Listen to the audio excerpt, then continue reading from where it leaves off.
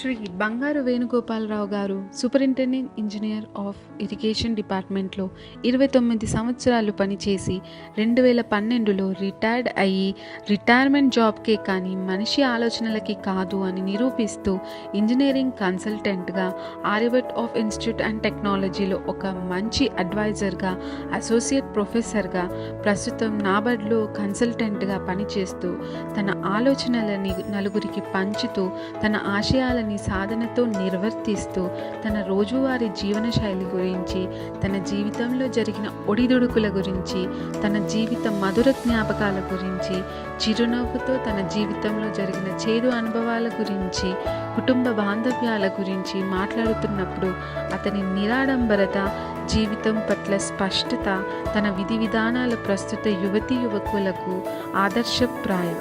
తనతో మా టీం చేసిన చిట్ చాట్ మీకోసం. మీ చైల్డ్హుడ్ లైఫ్ గురించి ఇంకా మీ ప్రెజెంట్ ఉన్న లైఫ్ గురించి తెలుసుకోవడం కోసం మా టీం మొత్తం వచ్చాము.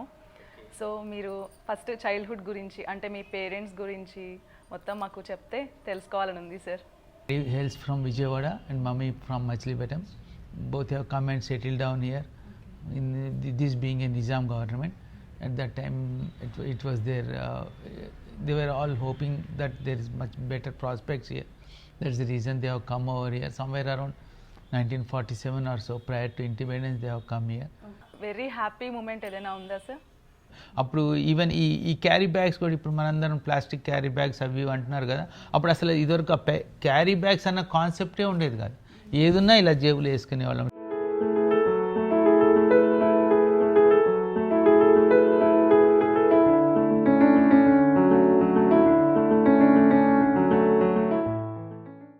మీరు స్కూల్ డేస్లో ఎక్కడికైనా టూర్ వెళ్ళారా సార్?